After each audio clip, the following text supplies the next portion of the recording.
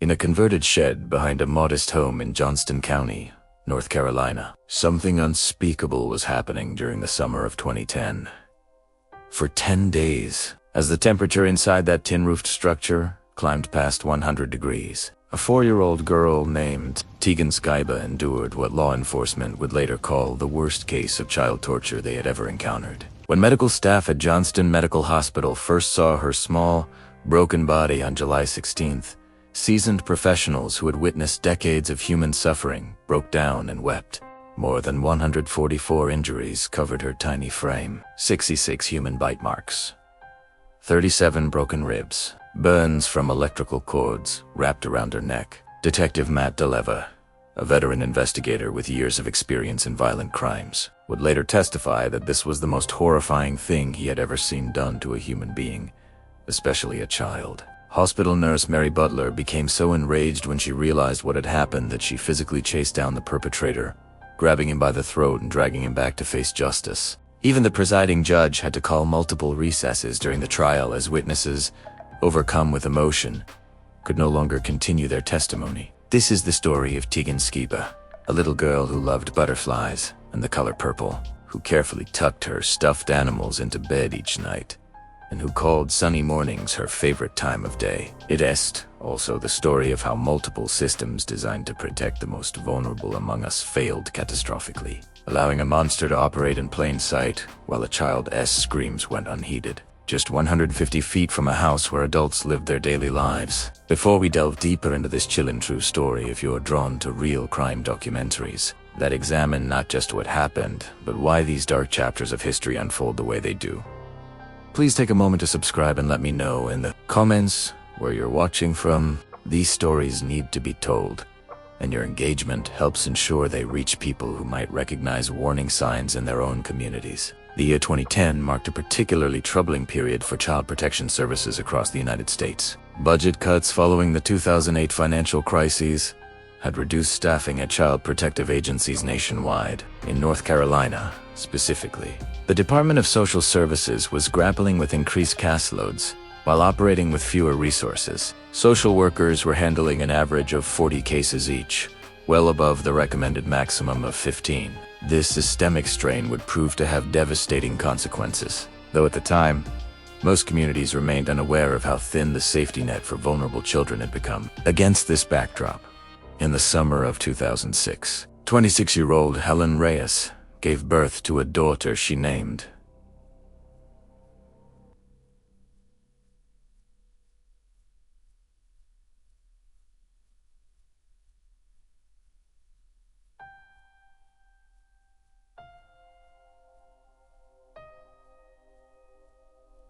Tegan. The child's father, Jerry Skiba, whom Helen had met the previous year at an Applebee's restaurant in Raleigh, initially seemed committed to building a family. Tegan arrived as a healthy infant with striking brown eyes and dark hair, bringing joy to both parents and her paternal grandparents, Gerald and Sarah Skiba. The couple had moved quickly in their relationship, with Helen becoming pregnant within months of their first meeting. This pattern of rapid intimacy and commitment would unfortunately repeat itself in Helen's subsequent relationship, with far more tragic consequences. The early months of Tegan's life appeared relatively normal. Jerry's parents embraced their role as grandparents with genuine affection, helping with childcare and forming a meaningful bond with their granddaughter. However, beneath the surface, troubling dynamics were already emerging. Jerry Skiba had a history of substance abuse and had previously been involved with the criminal justice system. As financial pressures mounted and the realities of parenthood set in, his behavior toward Helen became increasingly volatile. The deterioration of Helen and Jerry's relationship followed a pattern familiar to domestic violence advocates. Initially supportive and charming, Jerry gradually became controlling and physically abusive. Helen, like many women in similar situations, found herself isolated from support systems and economically dependent on her partner. The cycle of violence that characterizes so many abusive relationships. Tension building, explosive incidents, followed by periods of remorse and promises to change, became the unstable foundation of Tegan's earliest years. Child development experts emphasize that the first 3 years of life are crucial for forming secure attachments and basic trust in caregivers. For Tegan, This critical period was marked by instability and exposure to domestic violence. Research consistently shows that children who witness intimate partner violence, even as infants, suffer lasting psychological effects. They experience elevated stress hormones, disrupted sleep patterns, and difficulty forming healthy relationships later in life. What makes Tegan's story particularly tragic is that despite these early challenges, those who knew her described a resilient, loving child who maintained her capacity for joy and affection. When Jerry's abuse finally escalated to the point where Helen felt compelled to leave, she made what initially appeared to be a protective decision for both herself and her daughter.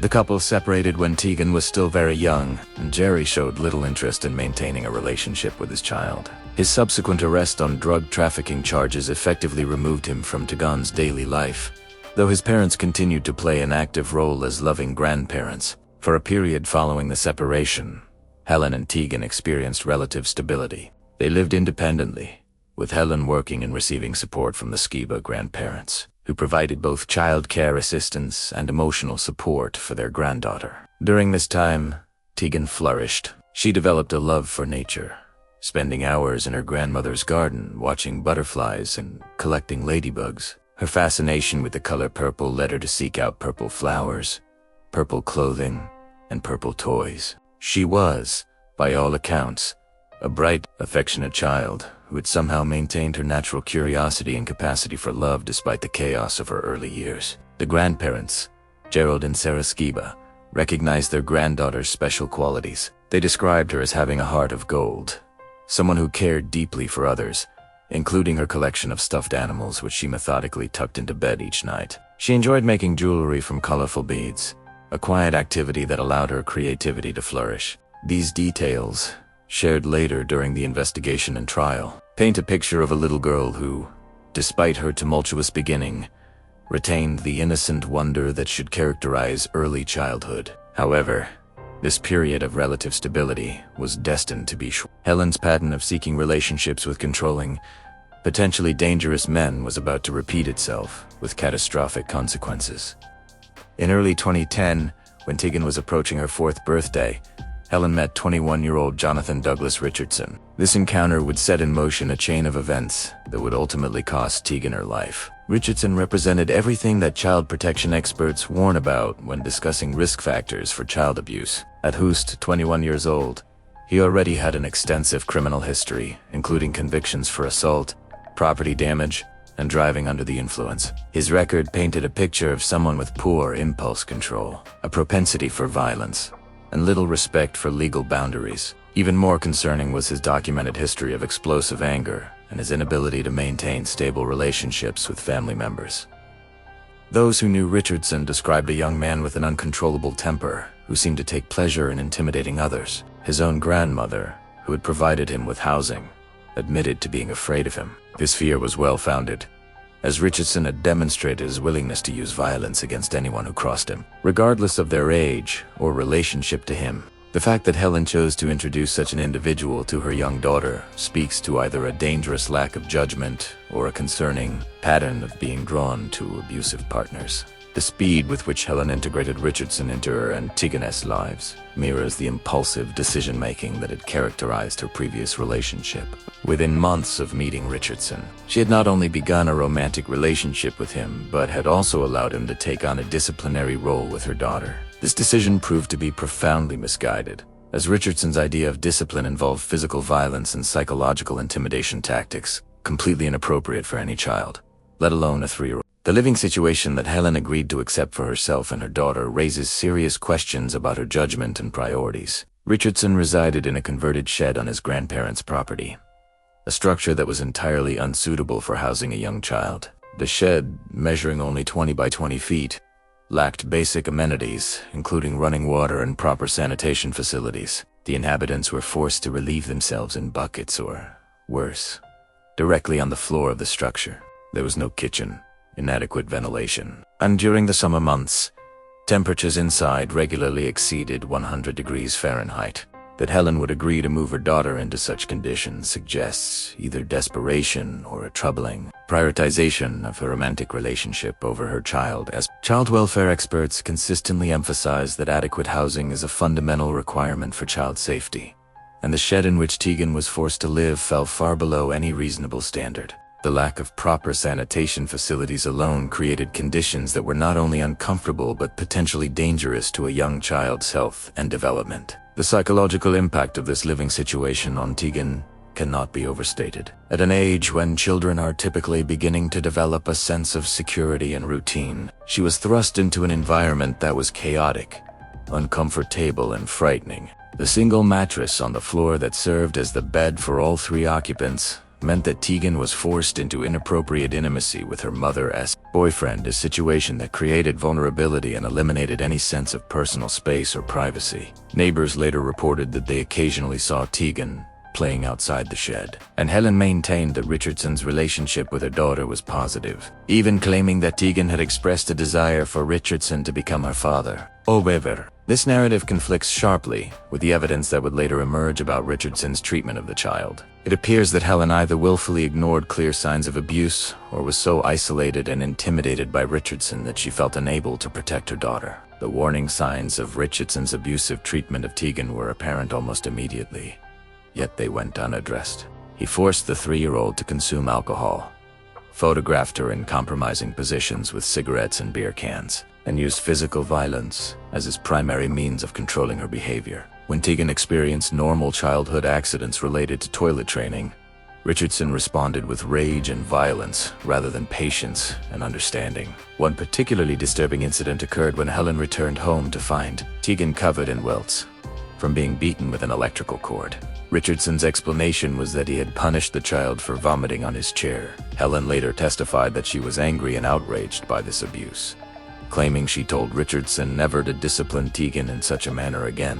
However, her response to this clear evidence of serious child abuse was inadequate. Rather than removing Tegan from the dangerous situation or contacting authorities, she continued to leave her daughter alone with Richardson. This pattern of recognizing abuse but failing to take decisive protective action reflects the complex psychological dynamics that often trap both adult victims and children in abusive situations.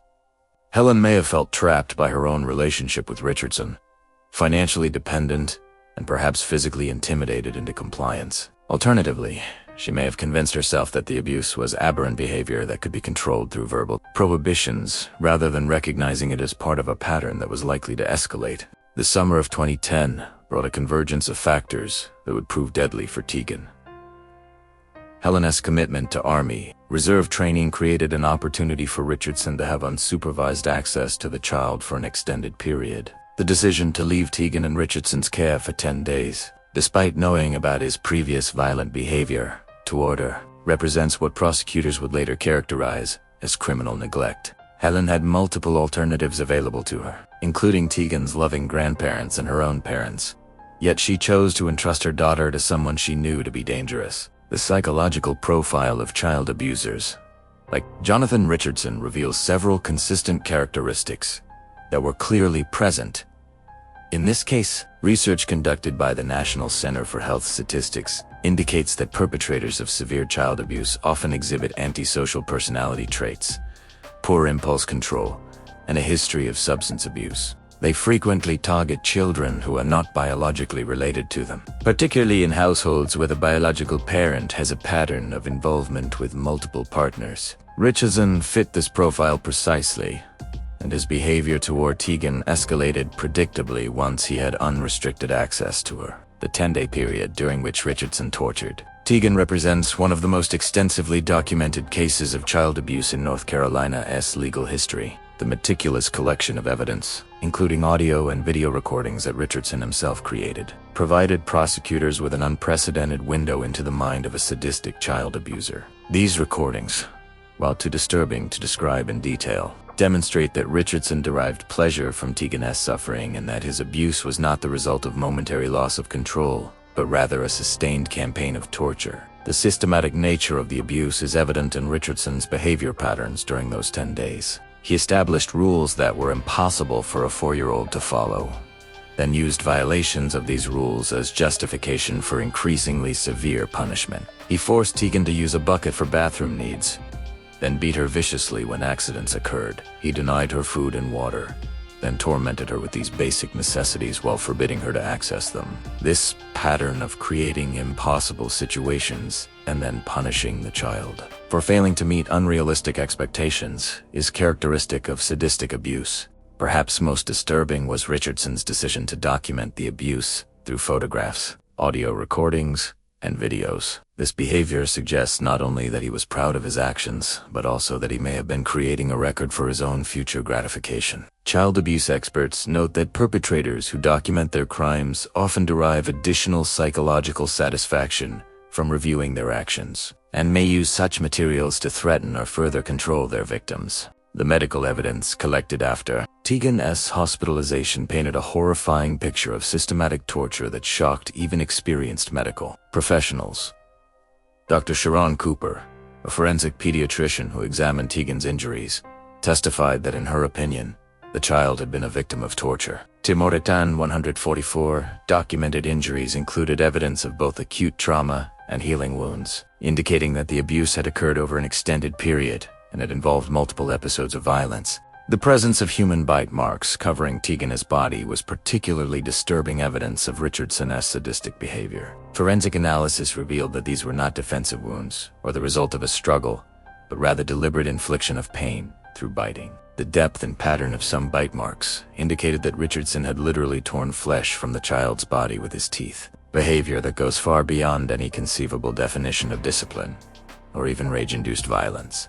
The electrical injuries found on Tegan's body provided evidence of torture methods that demonstrated both premeditation and escalation. Richardson had used exposed electrical cords, not only to beat the child but also to inflict electrical burns by wrapping the cords around her neck and briefly connecting them to power sources. The spiral-shaped burns on her skin matched the pattern of electrical cord wire, providing forensic evidence of this particularly cruel form of abuse. As Tegan's condition deteriorated over the 10-day period, Richardson's behavior suggested increasing desperation mixed with continued sadism. Rather than seeking medical attention as the child's injuries became life-threatening, he continued to inflict new trauma while documenting her suffering. The final assault that resulted in the skull fracture that ultimately killed Tegan was so severe that brain matter began leaking from her ears. Even then, Richardson waited more than 3 hours before taking her to the hospital, time that could have been crucial for her survival. When Richardson finally brought Tegan to Johnston Medical Hospital on July 16, 2010,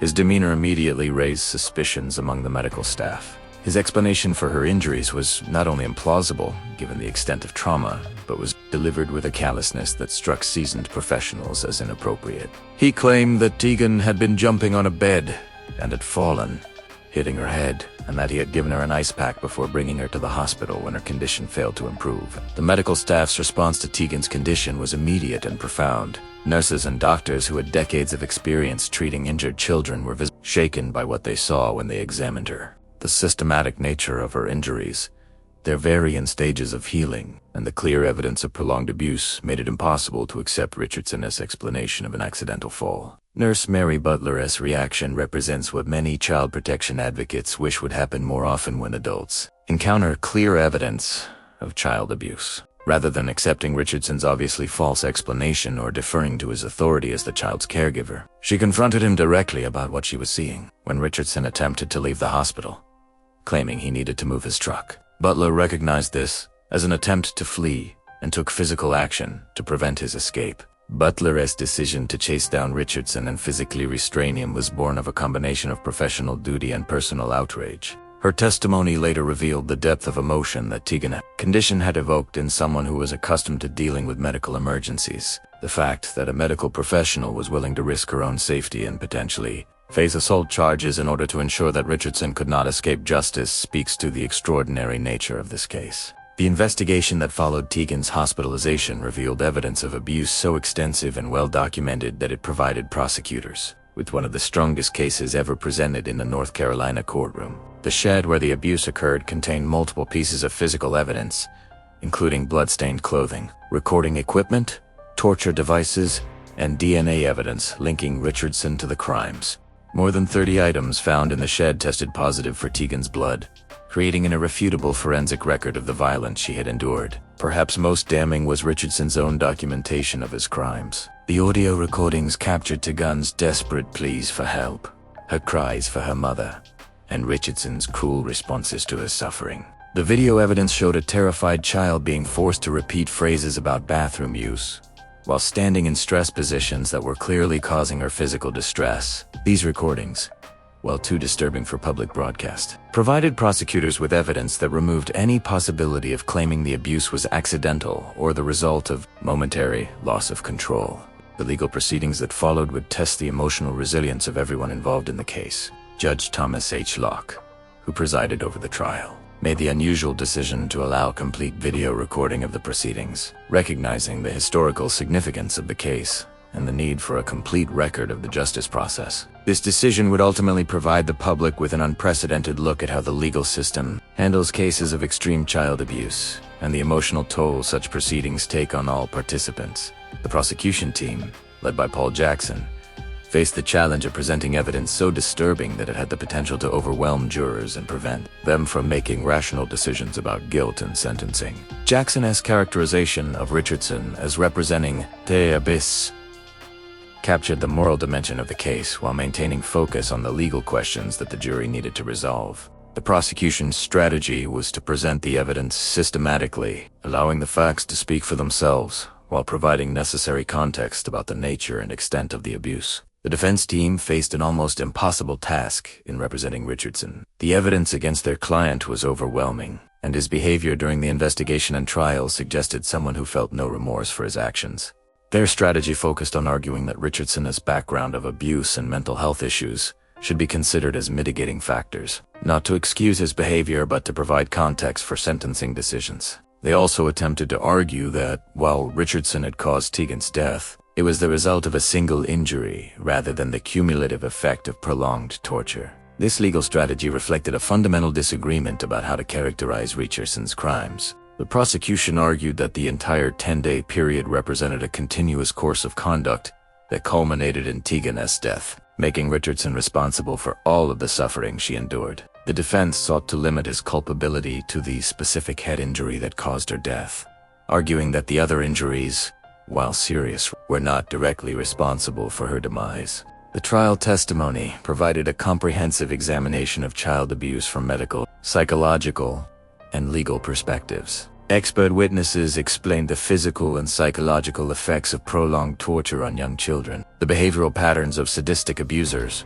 and the forensic methods used to analyze complex abuse cases. This educational component of the trial served not only to support the prosecution's case, but also to inform the public about the realities of child abuse and the challenges involved in detecting and prosecuting such crimes. Dr. Sharon Cooper's testimony was particularly significant because it provided the jury with a framework for understanding the difference between typical child abuse, which often results from parental frustration or lack of knowledge about appropriate discipline, and the systematic torture that Tegan endured. Cooper explained that the pattern of injuries, their severity, and the evidence of repeated abuse over time indicated sadistic behavior aimed at maximizing the child's suffering rather than controlling her behavior. The emotional impact of the trial on participants and observers highlighted the psychological toll that extreme cases of child abuse take on entire communities. Jurors, court personnel, law enforcement officers, and family members all struggled with exposure to evidence of such systematic cruelty toward a helpless child. The judge's decision to call frequent recesses to allow witnesses to compose themselves reflected both compassion for those testifying and recognition that the emotional content of the case threatened to overwhelm the legal process. Richardson's behavior throughout the trial provided additional insight into his psychological makeup and helped explain how he had been capable of torturing a child over an extended period. His apparent indifference to the emotional reactions of others, his calm demeanor during testimony about his crimes, and his occasional smiles during breaks in the proceedings suggested someone with significant antisocial personality traits. This behavior contrasted sharply with the visible distress of his own family members,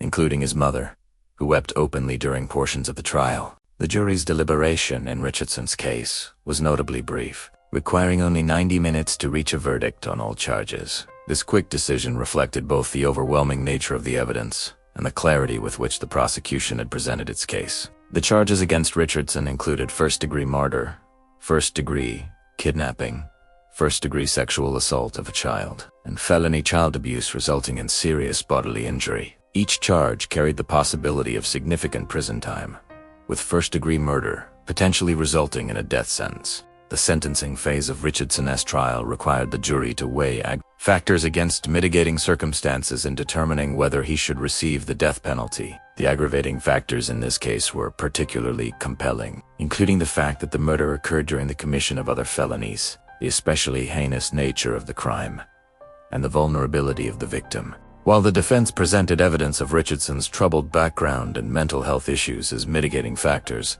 the jury ultimately determined that these did not outweigh the severity of his crimes. The death sentence imposed on Richardson reflected both the extreme nature of his crimes and North Carolina's legal framework for capital punishment. At the time of sentencing, North Carolina maintained the death penalty for first-degree murder cases that included specific aggravating circumstances. Richardson's case met multiple criteria for capital punishment, including the murder of a child under 12 years of age and murder committed during the commission of sexual assault and kidnapping. The separate prosecution of Helen Reyes for child neglect represented recognition that while she had not directly participated in the abuse, her failure to protect Tegan had contributed to the tragedy. The delay between Tegan's death and Helen's conviction reflected the complexity of proving criminal neglect in cases where the parent was not the direct perpetrator of abuse. Prosecutors had to establish that Helen knew or should have known that Richardson posed a danger to her daughter and that her decision to leave Tegan in his care constituted criminal negligence.